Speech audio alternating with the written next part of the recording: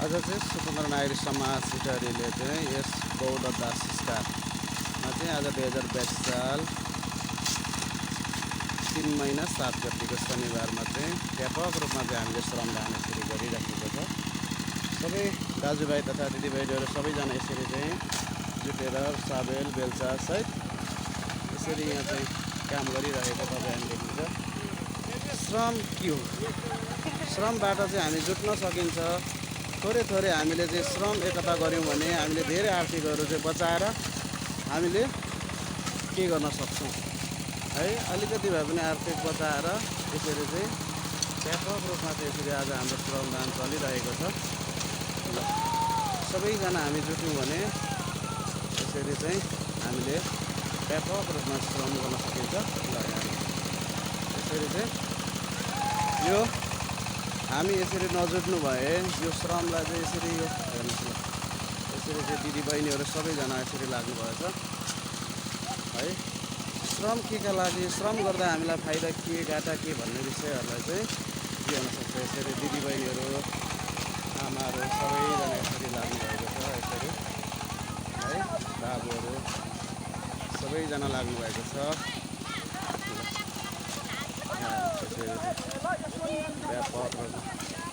ल है अभियन्ताज्यू नमस्कार है, नमस्कार। ल यहाँ यसरी चाहिँ उहाँहरू सबैले यस्तो भेट्नुभयो ल। यसरी सबैजना मिलेर चाहिँ श्रमदान गरिराख्नु भएको छ। ल अभियन्ता हाम्रा लोकेन्द्र किरातीज्यू के गर्दै हुनुहुन्छ? के छ तपाईँको खबर? के यो श्रमदान के को लागि हजुर? के फाइदा छ र? अहिले त अभियन्ता श्रमदान अभियन्ताहरूलाई त भक्का भक समाउँदै थुन्दै फाइन काट। सबैभन्दा ठुलो कुरो आफ्नो लागि आफै गरौँ भन्ने कुरा हो। हजुर अरूको भर परेर काम बनेन। हजुर यो बाजेकै पालादेखि बनेन।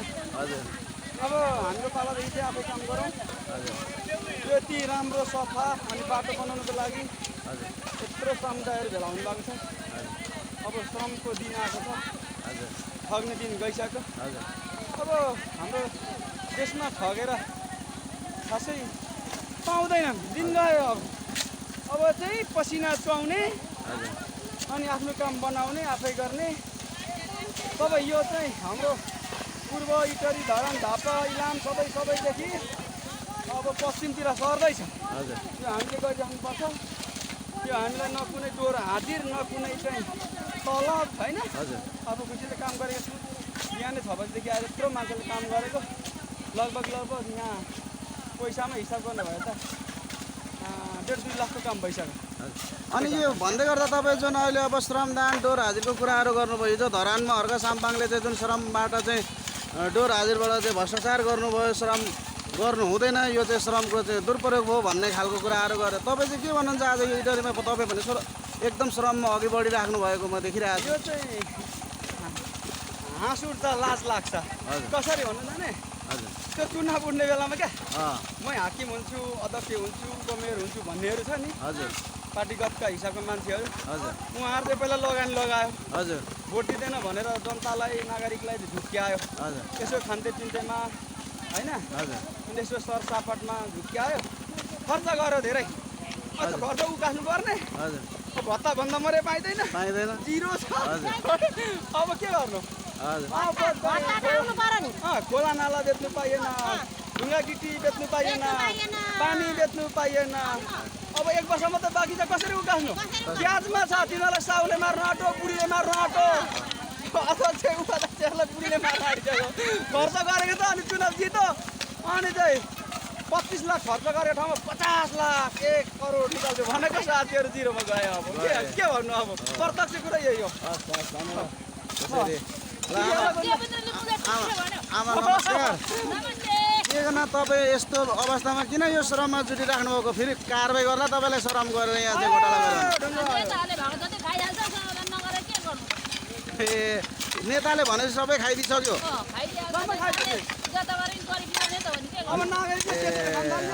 नेताले खाएर सकेको कारणले गर्दा आज हामी नागरिक आफै श्रममा जुट्नु पर्ने भएन। यसरी हेर्नुहोस् हाम्रो दिदी बहिनी आमा बुबाहरूको चाहिँ आक्रोश यस्तो खालको छ। यहाँ अहिले एउटा श्रमदानलाई चाहिँ यसरी दिएको छ। यहाँ हाम्रो दाजु नमस्कार दाजु नमस्कार। आज तपाईँहरू यस्तो घाममा असिन पसिन भएर खटिराख्नु हजुर हजुर यो श्रमलाई कसरी बुझ्नुहुन्छ हजुर तपाईँ हो यो श्रमबाट हामीलाई फाइदा के हुन्छ एकता हुनमा जुटाउँछ अनि यहाँबाट चाहिँ हजुर हरेक कुरालाई जुटाउँछ। तपाईँ यस आधारले तपाईँ श्रममा हजुर तपाईँलाई कस्तो लाग्छ धरानको अर्को साम्बाङले जुन यो श्रम अभियान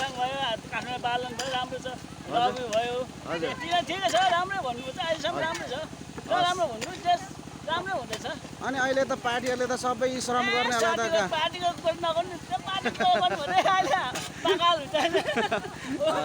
हाम्रो दाजुहरू अहिले यसो गर्दै हेर्नुहोस् यसरी ल यहाँ सबैजना यसरी लाग्नुहुन्छ ल नमस्कार है हजुर नमस्कार।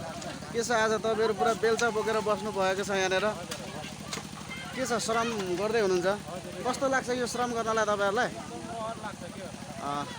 ल ठिक छ। आजभन्दा 3 वर्ष अगाडिदेखि हाम्रा मेयर हर्क साम्पाङले जुन श्रम अभियानबाट एकता जुट्न सकिन्छ श्रमबाट चाहिँ देश बन्न सक्छ भनेर चाहिँ लाग्नु भएको छ कस्तो लाग्छ उहाँको यो अभियानलाई तपाईँहरूले हजुर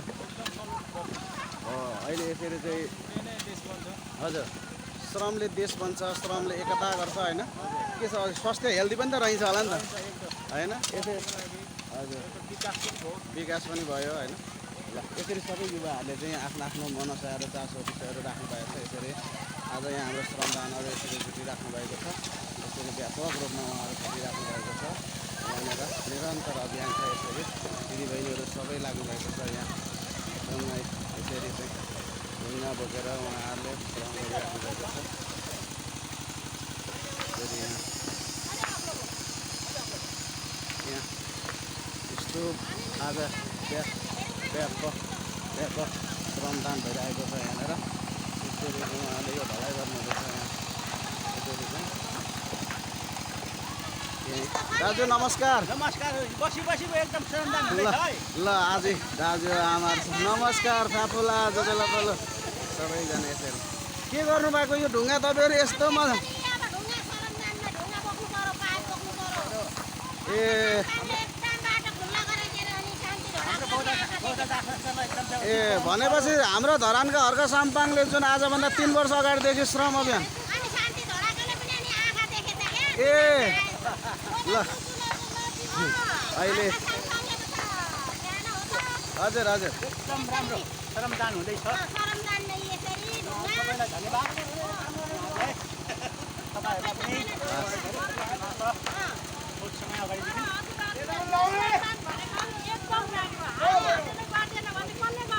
त्यही त जस्तो अहिले स्वतन्त्र नागरिक समाज इटरीले पनि आजभन्दा 1.5 वर्ष अगाडिदेखि श्रम गर्दैछौँ। तपाईँहरूलाई कस्तो लाग्छ अब श्रमबाट हामी इटरी बनाउँछौँ त बनाउँछौँ ल ल ल ल यसरी अहिले चाहिँ यसरी यहीँ नमस्कार दाजु के छ अहिले तपाईँ यो झम्पल बोकेर यो उमेरमा किन श्रममा देख्छु नि हजुर हजुर यो श्रमलाई तपाईँ कसरी बुझ्न सक्नुहुन्छ अहिलेको अवस्थामा होइन अनि अहिलेको युवाहरूले देश बनाउनु पर्ने तपाईँहरूले अनि तपाईँहरू चाहिँ तातिराख्नु भएको छ किन हो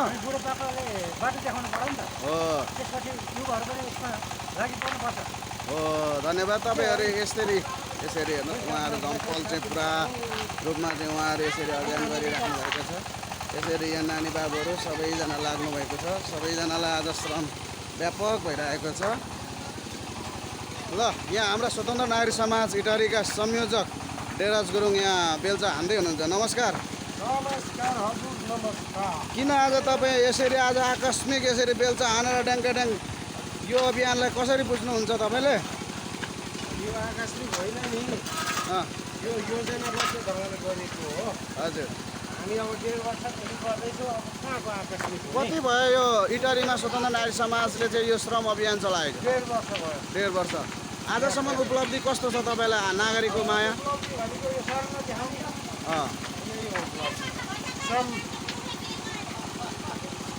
श्रममा यसरी जुटिराख्नु भएको यही हो उपलब्धि भनेको श्रमदानको महत्त्व सबैले बुझ्दैछन्। अनि उहाँ परबाट पनि सभा गर्दै थिए नि, हजुर त्यो पनि श्रमदानको महत्त्व बुझेर नै हो। अब यो हामी व्यक्तिको हुने के हुने भन्ने भन्दा पनि हजुर श्रमदानको महत्त्व बुझाउनु खोजेको हो, त्यो कुरा चाहिँ बुझिरहेको छ नि। यो श्रम गर्दै गर्दाखेरि तपाईँलाई अहिले धरानमा हर्क साम्पाङलाई चाहिँ तपाईँको चाहिँ एउटा अभियोग लागिसकेको छ। भोलि तपाईँलाई पनि हुन्छ क्या, भोलि तपाईँलाई पनि इटरीमा चाहिँ यसरी श्रमदान गर्दा तपाईँलाई पनि कतै अभियोग त लाग्ने होइन? अब लगाइरहेको त्यो अभियोग लगाएर के हुन्छ, त्यो के अरे चाहिँ खडाहरूको कामै केही हो। हरेक बोरामा एउटा न दुईवटा कुहेको आलु त हुन्छ नि। हजुर त्यो कुहेको आलुहरू सकिनुहुन्छ, बिस्तारै त्यो कुहेको आलुहरूलाई जनताले निकालेर फाल्छन् अनि शुद्ध आलुहरूको पनि बोरामा हाल्छ। तपाईँले यो आम नागरिकलाई यो श्रमदानको मैदानबाट के भन्न चाहनुहुन्छ आज? श्रम नगरी देश बन्दैन भन्न चाहन्छु। श्रम नै गर्नुपर्छ, माटो चुन्नुपर्छ, माटो नै अन्तिम हो। जतिसुकै धनी सुन चाँदी जहाज के अरे चाहिँ हिरा मोती भए पनि त्यो खानु मिल्दैन। अन्तमा हामी यो सृष्टिलाई बचाउनको लागि, मानव जीवन र यो सारा प्राणी जगतलाई बचाउनको लागि माटोमै आउनुपर्छ। माटोलाई बिर्सेर कहीँ पनि कतै पनि विकास हुँदैन। हस्, धन्यवाद धन्यवाद। उहाँ चाहिँ यसरी श्रमदाता हुनुहुन्छ। यहाँनिर चाहिँ यता ल दाजु नमस्कार। किन यो धुवा धुलोमा तपाईँ यसरी बिर्सिराख्नु भएको छ, के गर्दै हुनुहुन्छ भनिदिनुहोस् न तपाईँ?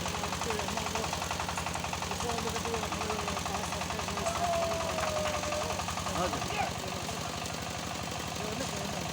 ए यो श्रम अभियानलाई एकतालाई के भन्न चाहनुहुन्छ? हजुर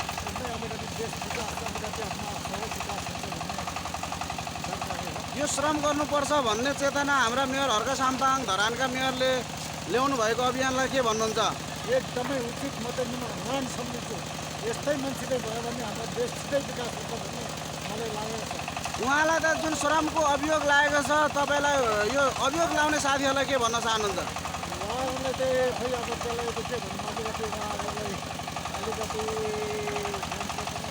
उहाँको आफ्नो के तर म मानिसहरूको एक भएर गएको त मेरो एकदम दामी लाग्छ। त्यो किनभने अब आफ्नै गाउँभित्र अलिकति त्यो अलिकति छुट भएर त्यो गर्नु चाहिँ अलिकति मलाई चाहिँ हस् दाजु धन्यवाद धन्यवाद।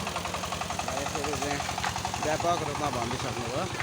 यहाँनिर श्रमदानमा धेरै छ। ए यहाँ हाम्रो सानो बाबु पनि, सानो बाबु भाइ के छ? आज श्रमदानमा आयो किन? अनि स्कुल पढ्ने बेलामा अनि गुच्चा खेल्ने बेलामा श्रमदानमा आएर हुन्छ? हजुर समाज सेवा गर्ने हो। श्रमदान गर्दा के फाइदा हुन्छ बाबु?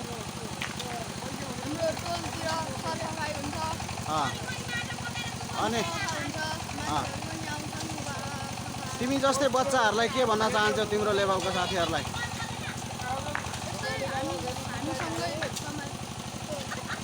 श्रमदान गर्नुपर्छ, आउनुपर्छ, एकजुट हुनुपर्छ। अब हामीले चाहिँ देशको विकास गर्नुपर्छ, भोलि हामीले देश लिड गर्नुपर्छ होइन? ल बाबुलाई धेरै धेरै धन्यवाद। आज यहाँ श्रममा यसरी चाहिँ निरन्तर श्रममा जुटाउनुहोस् ल। यसरी चाहिँ सबैजना ल श्रम भनेको के हो तपाईँहरूले यसरी बुझ्नु सक्नुपर्छ है। यसरी व्यापक रूपमा चाहिँ चलिरहेको छ श्रम। श्रम एकता बिना देश बन्दैन, यो सबैको मनमा बसेको कुरा हो। श्रम गर्नेलाई जसले विरोध गर्छ ऊ आफै सकिएर जान्छ, किनकि उसले देशको मायै बुझेको हुँदैन भन्ने कुरा यहाँनिर स्पष्ट हुन सकिन्छ। त्यसैले श्रम एकतालाई सबैले आत्मसात गर्नुपर्छ। यो धरतीको माटो छुन सक्नुपर्छ, देशलाई बुझ्न सक्नुपर्छ, यो माटोलाई बुझ्न सक्छ भन्ने कुराहरू चाहिँ यहाँबाट हामी स्पष्ट हुन सक्छौँ। जय श्रम। फेरि पनि जुट्दै गरौँला, यसरी नै भेट्दै गरौँला भन्न चाहन्छु। हस्, धन्यवाद।